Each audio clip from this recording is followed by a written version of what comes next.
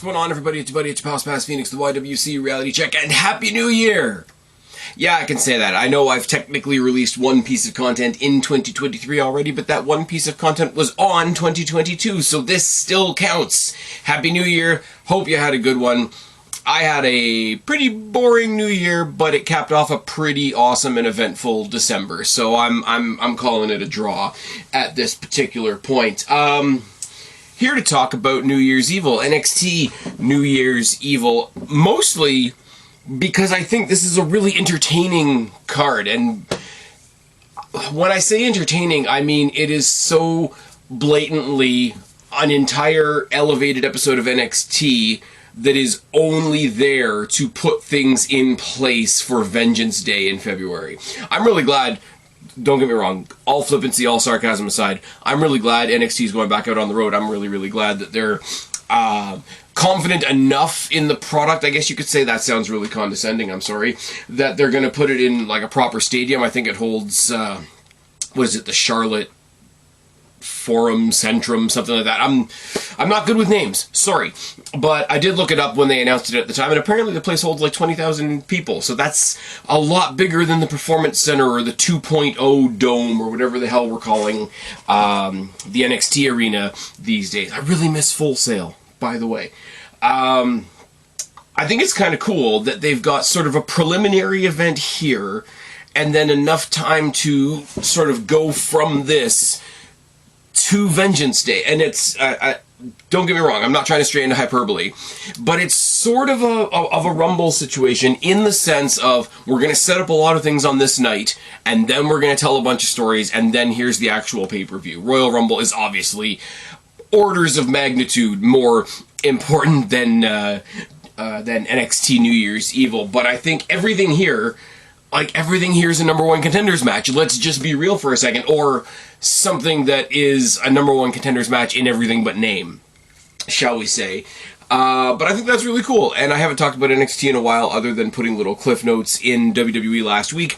Was going to do that here too. Was going to stick this review in with WWE last week, considering, like, it's not an event happening on the weekend. I could have done it. You would have gotten it on the Monday. The show would have been on the Tuesday. Would have been fine. But it's just, it's nothing, and the promise of other stuff later on down the line. It's true for every single match we have announced. Now, I'm pretty sure when I look at this list of matches, one of them isn't happening next week. One of them might be for a further date. But I'm not entirely sure which one that is. So I'm going to treat this as if this is the card, because I got 6 matches on a 2-hour show, 3 matches per hour. It is what it is. One of them's a gauntlet and one of them's a battle royal, so let's be real for a second. Let's just, oh man.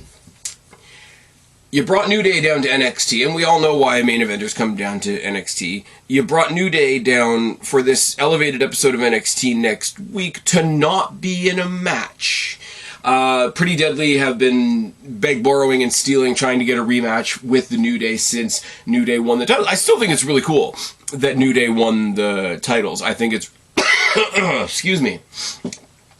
I think it's really cool that they got to cross that off their bucket list. I think it's really cool for Kofi Kingston, who was never in NXT, to go and experience NXT, and I think it's really cool for Xavier Woods, who was from NXT, to come back and sort of re-experience NXT. I think after just having their record taken away from them by the Usos, this gives the New Day another chance to have one more thing to be like, yeah, you got that from us, but you don't have this, because the Usos were never tag team champions in NXT. So it's a very cool thing, and they look like they're having a blast. Let's be real. I can take the piss out of the New Day, specifically Kofi Kingston, all I want, but they look like they're having a blast, and I'm genuinely happy for them. Now, Xavier Woods on commentary this past week, bickering back and forth with Booker T, got a little weird, I'm not gonna lie, when they sort of established that, yeah, of course, we have the New Day rule, so if we're the NXT Tag Team Champions, of course Big E is an NXT Tag Team Champion as well, which is kind of cool, because he's actually an ex-NXT champion. So that's, he's got more hierarchy in NXT than they do, technically. But Booker T is talking about, nah, man, Big E's done, and you guys don't belong here. You guys are taking food out of everybody else. Booker T was taking some weird takes on commentary, and Xavier Woods just kind of shining him on a little bit was really, really entertaining. But we've had this whole thing where they basically sent Pretty Deadly on this scavenger hunt. It's like, go find, Hacksaw Jim Duggan's 2x4 and go find the Mounties nightstick and all these other things, right? And they finally got it up to them last week and said, no, we want our rematch, we're due a rematch, whatever. And they came up with this thing. It's like, okay, we're gonna choose 3 teams next week, and if you can run this 3-team gauntlet, then you can have another shot. Now, as a storytelling device, that's kind of cool. As New Day being the big shots in NXT, sort of booking their own match, I think that's kind of cool. The story of a gauntlet is, can you keep going, can you keep going, can you keep going? And it's a good, fight from underneath story, except the problem with that is Pretty Deadly are the heels, and you shouldn't be telling a, oh my god, we scraped and clawed and fought from underneath story for the heels. And also, we've seen Pretty Deadly versus the New Day. And there are other teams that I would rather see face the New Day. I would love to see, in another title match, because I don't remember how the other one ended, I'm not going to lie, but it was fun at the time. I would love to see Briggs, I can speak, I swear, Briggs and Jensen get another shot at them. I would love to see Gallus come back. I know people don't like that. I know people disagree with me, but it's okay. You're wrong. It's fine. Gallus are a lot of fun. Don't put them in a fake bar in the back that's really just the backstage changing area. That was dumb. Gallus are a lot of fun. Gallus are one of the few things that kept me coming back to NXT UK when it was good, before COVID, in the before time, in the long, long ago. But, yeah, if Gallus are not going to go up to the main roster and face the Brawling Brutes or Imperium or Bloodline or whoever, apparently Gallus and a bunch of other people over on that side of the world are experiencing a lot of visa issues, which really sucks. I don't know anything about how any of that shit works. I'll be perfectly blunt and honest with you guys. But if they all get settled at once, and then all of a sudden, I think it's like Gallus and Tyler Bate and Dewdrop and somebody else I can't think of off the top of my head.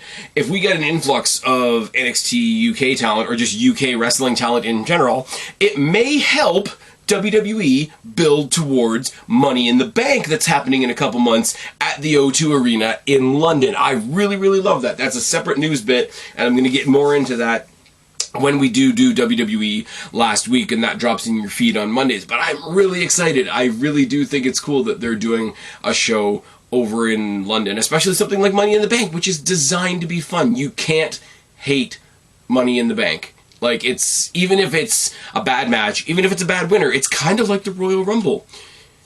It just is. Anyways, I got off on a tangent there. There's lots of other options. We saw a little tease of some dissension between the New Day and Schism on NXT. We got Kofi Kingston versus Joe Gacy, which is where all this Xavier Woods Booker T stuff was happening, distracting from the match. But if the Dyad, representing the Jism, want to get a shot at the New Day at Vengeance Day, I think that would be a lot of fun. And, I know the Schism piss off, say it with me, all the right people, but that's exactly what you need to get people behind the New Day who are already behind the New Day. Anyways, and would it not be heartbreak for probably the biggest names in NXT right now, the New Day, let's be real, to drop those titles the very first time NXT gets to go back into an arena to the Schism. I'm booking it. I'm booking it right now. Schism cost Pretty Deadly this gauntlet, and they say, no, we're pushing ourselves to the head of the line. New Day versus the Schism at Vengeance Day. That just fell into my brain, and I want it now. You can set up a 6-man tag to start it all off, have them buddy up with Wes Lee for the night. They can be like the champions team. And hey, if you beat us and our new buddy Wes Lee, who just conveniently happens to be backstage here with us, then we'll give you a tag team title shot at Vengeance Day. And Joe Gacy can have a shot at the North American Championship. I'm getting ahead of myself now. There's a lot of opportunities here, but all of that means that I'm just going to be watching this match praying for Pretty Deadly to lose, which doesn't work for the context of a gauntlet match, because the gauntlet match is about the one targeted team surviving the gauntlet. Now, it doesn't mean that the people that are part of the gauntlet, if they manage to stop them, that they get the title shot. Like, it's very one-sidedly focused. So really, having somebody run a gauntlet and fail is a story that goes nowhere, but I'd rather that than just another Pretty Deadly New Day match, because all this backstage shit that they've been doing recently is kind of cringe, and New Day's good. New Day's very good. They're silly, they're lighthearted, they like to keep things on a certain keel, but it's a hair's breadth between what they do and what they're awesome at, and being really cringe. And a lot of it depends on who they're doing it with, and I'm sorry, Pretty Deadly are also pretty cringe. So, I don't know who the three teams are in the match. It would be really cool. It would be a really cool, nice shot in the arm for NXT, because it is a regular weekly elevated episode of NXT. It'd be a really cool shot in the arm if they just brought down three main roster teams, and they did, like, I don't know, Street Profits, Butch and Sheamus, and then New Day says, okay, well, the last team you have to beat to face us at Vengeance Day is us tonight. So they have to go through the Street Profits, they have to go through the Brawling Brutes, and they have to go through New Day themselves. I think that would be really cool. I think that would be a nice, not total surprise, because the crossover between the two brands has been more and more of a common thing, not so much a taboo sort of thing. But whoever the gauntlet is made up of, I really hope they beat Pretty Deadly, because I don't want to see them in another title situation. Because they were involved in the whole messy situation of amalgamating the two NXT Tag Team Championships to begin with.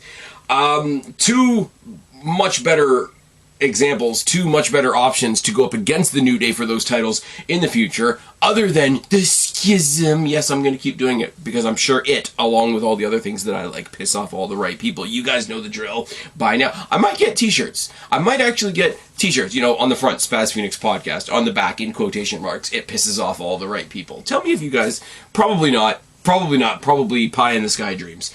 But two other examples of two other teams that I would much rather see go up against the New Day are Indus Sher and the Creed Brothers. And I basically said this on WWE last week. I really have to work on how I tense the name there.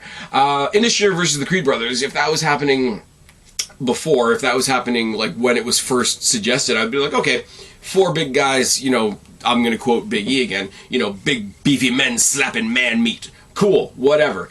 The fact that we've dragged it out for so long and made it a thing and made it this weird, like, tense respect between the two teams tells me that they're going to do something with it. Because here's the thing, Indus Sher are the ones going out there every week being super disrespectful, claiming that they're being disrespected, but they're also the ones that said, no, Creed Brothers, we're going to wait until you're 100%, we're not going to jump you from behind, we're not going to take the advantage now, which is kind of babyface-ish.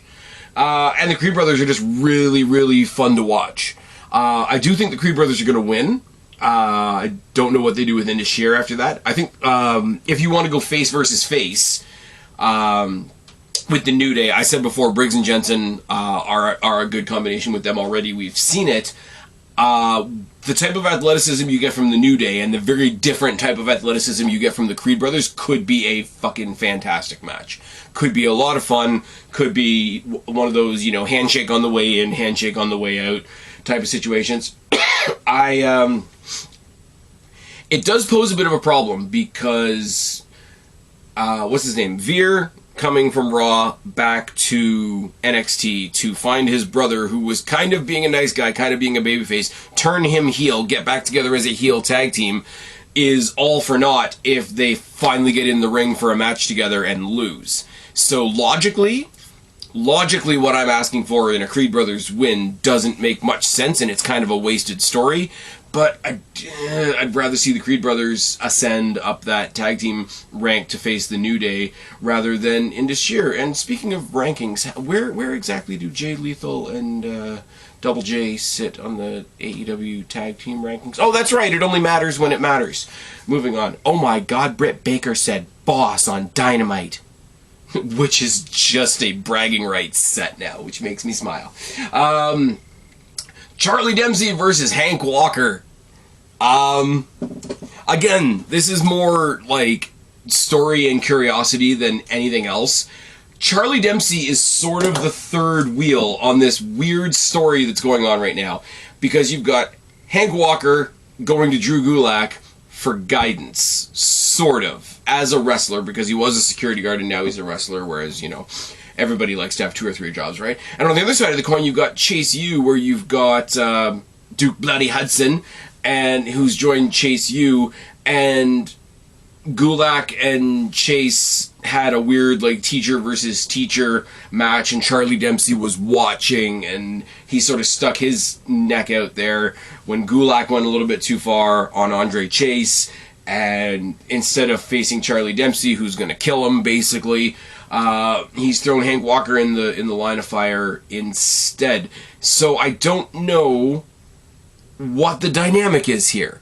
I don't know who I'm supposed to... We're supposed to like Hank, obviously. We're supposed to think Charlie Dempsey is a killer, obviously. Drew Gulak's been around long enough that we know exactly what he brings to the ring. It's just whether he's being a dick about it or not.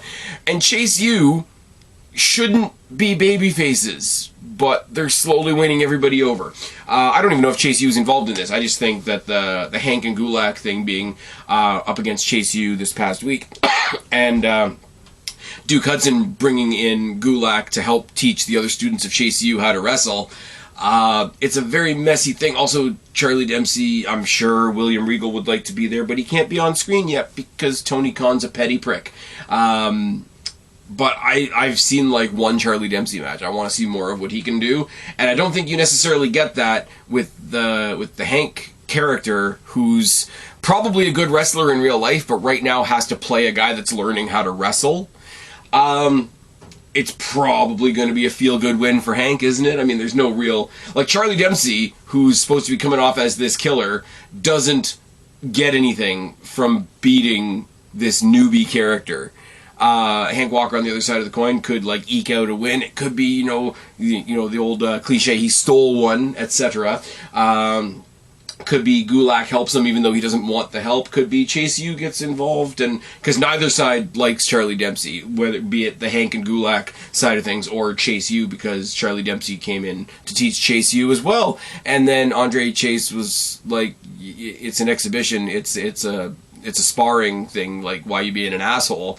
So, like, there's 5 characters involved in this one-on-one match. I'm going to go with Hank because it seems like the logical thing to do, and call it a day, because I don't know what to say about this match other than to say that it's kind of a mess. Again, Dijak versus Tony D'Angelo, after Dijak kidnapped Stax for a week, and then Stax just challenged him to a match, and he sort of said okay and took his handcuffs off. Not quite as funny. Not quite as funny as Dominic Mysterio being in prison. We'll talk about that on a different podcast, but it is what it is. We know these guys have gotten in each other's way trying to get their hands on Wes Lee and the North American Championship, so Dijak tried to beat the piss out of Stax on NXT this week. Tony D stuck up for his boy and said, hey, we're going to fight next week. Wes Lee, later on in the night, in an interview, said, hey, I think I might get a front row seat for that. I might actually sit on Combinator with Vic and Book, and then said, you know, probably give the winner a title shot. So again, another number 1 contender situation. Pretty Deadly are fighting for a title shot. Indus Sher versus the Creed Brothers could be considered, like, not a number 1 contendership, but what'll get you one step closer to it. Charlie Dempsey versus Hank is the odd one out. Charlie Dempsey versus Hank is just gonna be whatever it is.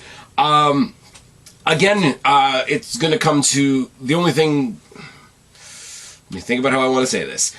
I like Dijak and I like Tony D. What's going to break that tie for me is I don't want to see a match that I've already seen. And we've already seen the story play out between Tony D'Angelo and Wes Lee. Now, Dijak was involved, yes, but we've still seen that match. Dijak now is a very interesting character. There's people are accusing him of being only on the show to make fun of Kenny Omega, because he has a jacket and glasses.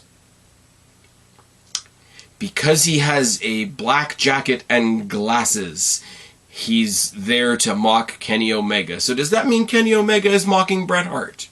Does it? does it, because that's not cool. And you don't get a Canadian free pass. I'm going to export you to the States. It's fine. I'm a warehouse guy. I can do it. Yeah, Dijak versus Wesley is a hell of a match. Dijak is one of those guys that I'm way more into now than I have been in any other incarnation. In what was supposed to be his absolute pomp, which was back in good old Black and Gold NXT when he was having his series of matches with Keith Lee, I didn't really care. And if you go back to those reviews, I was probably pretty down on the whole thing because I was really up on Keith Lee at the time, and Dijak was just another big guy for Keith Lee to fight with, and they were playing off their history in like PWG or wherever they fought before, which is lost on me because wrestling shouldn't give you homework.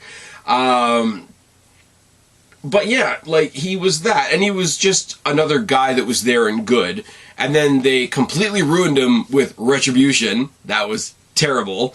And then, what did they do? They did something else with him, and then they took him off TV for a while, and now he's come back as just Dijak. That was the other thing, too, was Donovic Dijakovic, or whatever. They couldn't just leave it as Dijak. Now it is just Dijak, which is absolutely fine.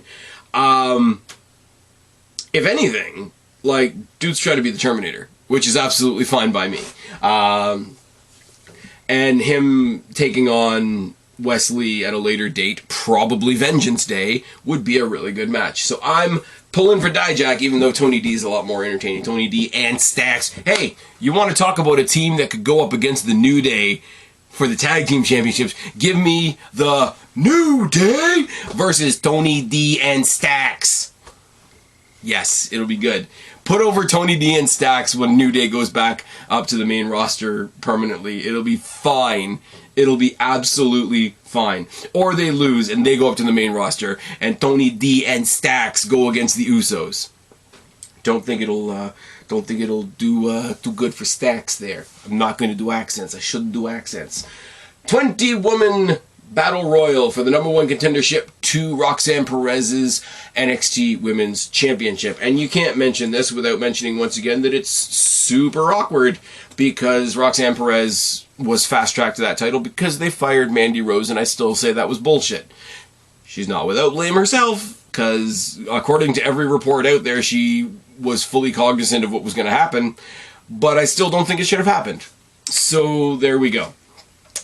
There's a bunch of people in this match. I like most of them. Kind of weird that from what I see on the graphic anyway, because I'm cheating and I have the graphic right in front of me, Casey Catanzaro and Caden Carter are not in there. And normally the excuse would be that they are defending their tag team championships, but they're not. So, who knows?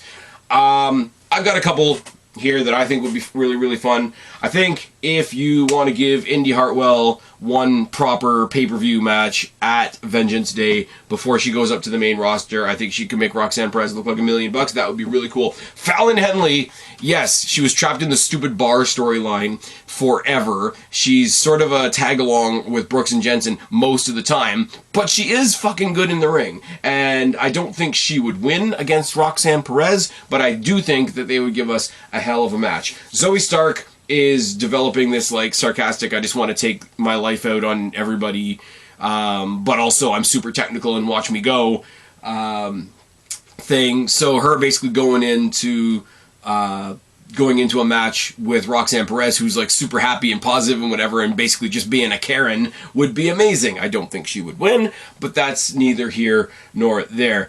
I do think it's hysterical that ever since she turned on Nikita Lyons, they get a chant in the NXT arena nowadays that's just like, Zoe's angry. Because just, yeah, she is, and all that's going to do is make her more angry, and it's fine. I know they're in a tag team, and I know that they sort of set off this whole scenario. Toxic Attraction, Gigi Dolin should get a singles shot at something. Now, I know she was put in a tag team because that tag team was meant to back up Mandy Rose. I'm sorry, out of the two of them, Gigi Dolin and JC Jane, I like Gigi Dolin a bit more. If you guys have known me for any length of time, you'll get that.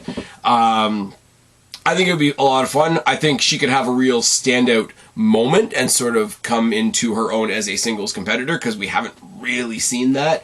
Again, I don't think she would win. If you can't tell, I don't think Roxanne Perez is losing her title at Vengeance Day, regardless. Unless they have, like, some surprise new person. Isla Dawn is not in this. Isla Dawn and Alba Fire are not in this match either, because they kicked the shit out of each other this past week on NXT. So either of them could have a shot as well. I mean, Roxanne Perez versus Isla Dawn, like, super, super nice, brand new champion versus Isla Dawn, who's setting the world on fire, somewhat literally. And the last one, just because I don't think she gets enough singles attention, because she's so tied into everything that went on with the Creeds and into Sheer and all that kind of thing, is Ivy Nile. Because Ivy Nile is just a beast in the ring. She's athletic as fuck, and I wouldn't mind her winning. I wouldn't mind her winning straight away, because on the one hand, I really like Ivy Nile. I would love to see her get recognized and not be in the background, but also you could do a quick hot potato with the title and put Roxanne Perez on the main roster tomorrow. You could put Roxanne Perez in the Royal Rumble and say that she's, you know, this is her unofficial debut on SmackDown, and she's just going to carry the title for like 1 or 2 weeks, the same as Solo Sikoa did, and then she drops it to somebody like Ivy Nile at Vengeance Day. You could do something like that. Roxanne Perez, people have said it before, I don't think she needs NXT. I think NXT is the better for having her there. I don't think the benefit swings quite so much the other way, but that's just my opinion. We're going to get a Battle Royal. It's going to be good, and like I said with the New Day, like I said with, what's his name, Wes Lee, the champions, the most important people in these respective divisions, are not in any of these matches, which is what I find so hysterical about this entire card.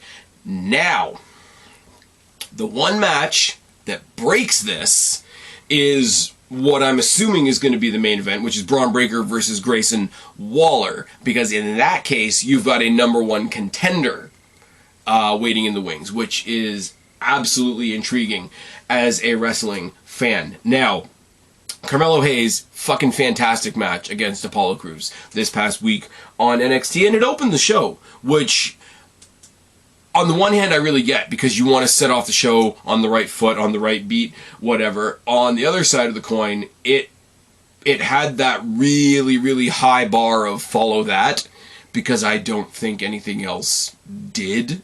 I've said this to you guys before. NXT is a show of two halves for me. That's why I find it really hard to review. That's why I don't review it most of the time. That's why I put highlights in the WWE Last Week pods. There's the stuff that I couldn't give a shit about, which is about 60%. And there's the stuff that's really awesome that I would feel really bad if I missed. And that was the Apollo Carmelo match this past week. Now, I don't know whether they ever actually said it, whether it was actually made official, whether it was actually the #1 contenders match, but both of the wrestlers said when they were setting up that match, I should be the next guy in line for Braun Breaker.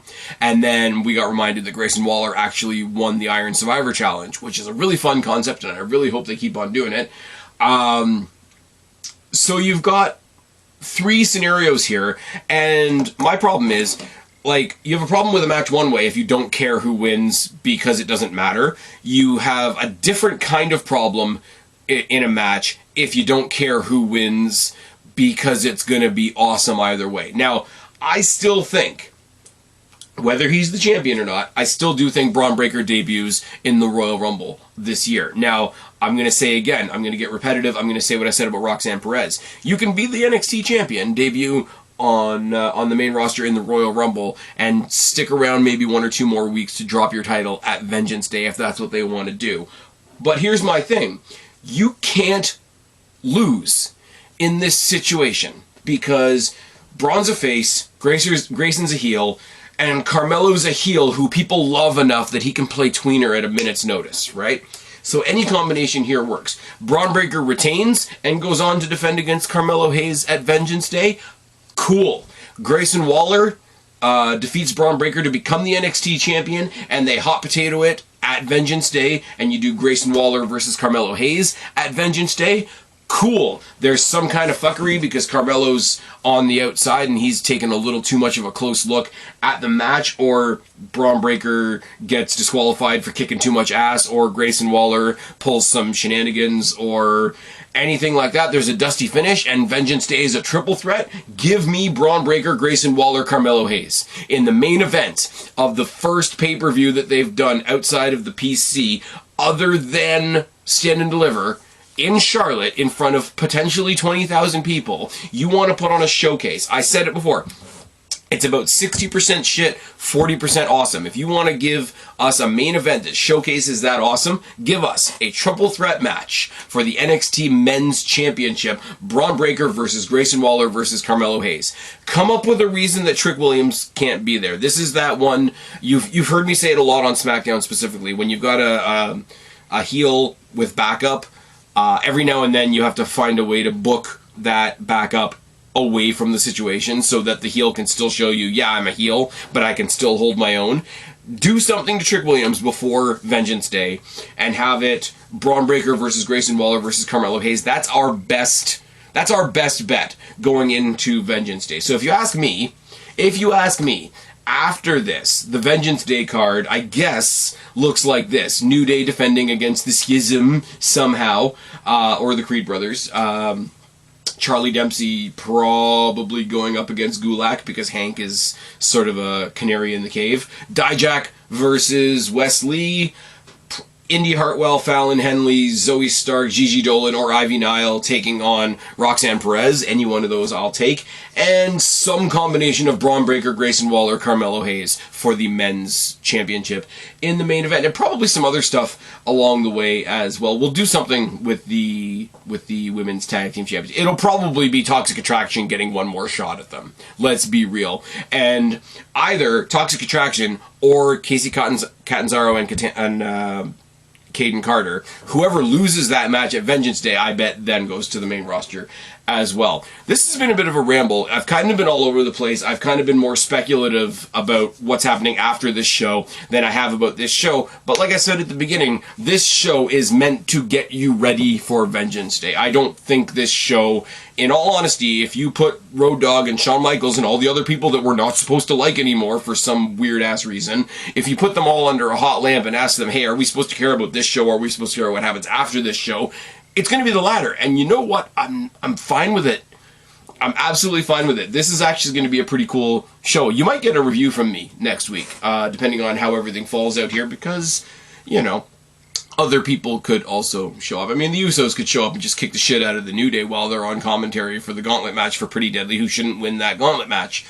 Anything can happen. The Bloodline can come down. Roman Reigns could come out and deck Braun Strowman. It would be fine. Imagine, Gunther and Austin Theory coming down and just smacking the shit out of Wesley because mid-card stuff. Anyways, I'm just rambling now. I hope you guys have enjoyed this. If you are a fan of NXT, if you are in fact planning on watching New Year's Evil next week, and I don't know why you'd be watching this if you aren't, please toss it down in the box below. Give me your predictions. Tell me what you would like to see as we go towards NXT Vengeance Day and getting out of the Performance Center. I've been Spaz, your YWC Reality Check. Subscribe up there, talk down there, start a conversation. Keep all these conversations going. Don't be a stranger. I will talk to each and every last one of you later, but for right now, I'm tagging out. Bye, guys.